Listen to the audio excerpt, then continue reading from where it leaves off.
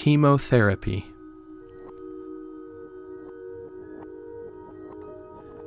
To a newly diagnosed cancer patient, just the name conjures up images of extreme nausea, fistfuls of hair falling out, massive weight loss, dark, hollow eyes, and severe tiredness. Remember that day when the oncologist told you the type of chemotherapy you would be receiving?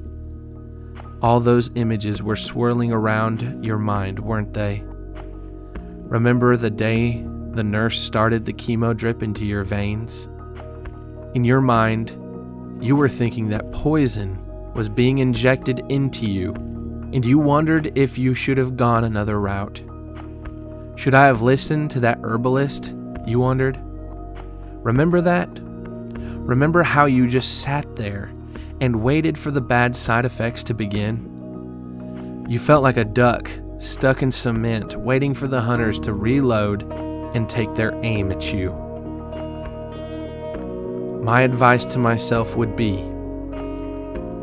it's not as bad as you're imagining. Remember the chemotherapy infusion room at the cancer center? Do you remember all the people sitting in a circle getting their chemotherapy infusions? What one thing were the majority of them doing? Bingo. Yes, they were smiling. They were talking to each other and to their loved ones who had come to them to keep them company. They were encouraging one another. In short, they were living. They did not focus on the chemotherapy running through their veins or how well they may or may not feel the next day. They just focused on that specific moment. They were living out James 4:14. Yet you do not know what tomorrow will bring. What is your life? For you are a mist that appears for a little time and then vanishes. We aren't guaranteed one more second. So why waste a moment anticipating something bad that may never happen? Live in the present moment. There was also another important lesson you learned from a nurse whose name you don't even know. Remember that night in the hospital? It was around 3 a.m., and the only sound you could hear was the beep of the chemotherapy drip and the drum of negativity that the devil was beating loudly in your ear. The door cracked as the light poured through the room, and in stepped the 7 p.m. to 7 a.m. nurse for her rounds. You didn't think she would notice your weary, laden eye half open as she checked your blood pressure and temperature. But she noticed. Do you remember her leaning down and grabbing your hand and whispering close to your ear these words? This chemotherapy alone won't make you better. But I know the ultimate physician who can help you. He may use this medicine or he may not, but he is someone you need to know. As she continued to hold your hand, she said, "Do you believe in him?" And you whispered back, "Yes, I believe." Remember how she patted your hand and smiled in a way that seemed to light up her entire face? As she eased her way out of the room, suddenly the devil's drumming of negativity had been silenced. It had been replaced with the brightness of hope. It was just the medicine you needed. What else would you expect? You had just left the office of the ultimate physician. Jeremiah chapter 29, verse 11. "For I know the plans I have for you, declares the Lord, plans for welfare and not for evil, to give you a future and a hope." Hope is a beautiful thing.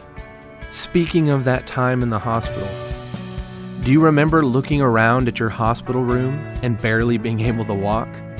Not because you were feeble, but because there were so many gift baskets, balloons, and cards from people that you would never have thought cared about you. In fact, do you remember getting 12 cards with a white rose on the front from 12 ladies that you didn't know that attended a church you had never stepped foot inside?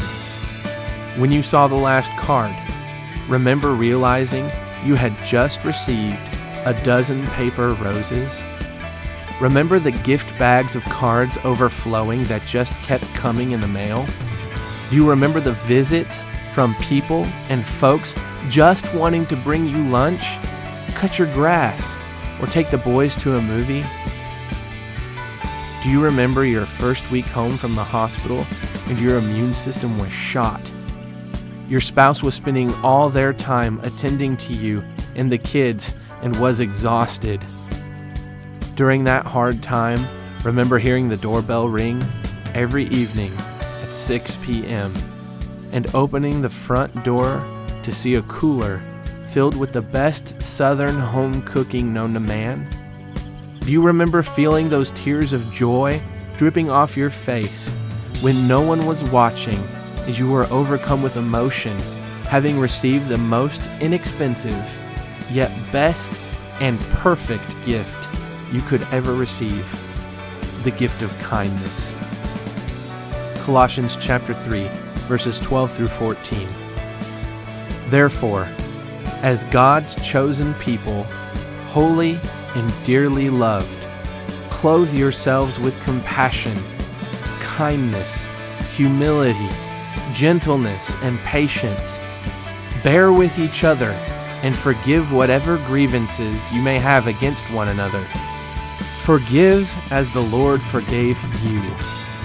And over these virtues, put on love, which binds them all together in perfect unity.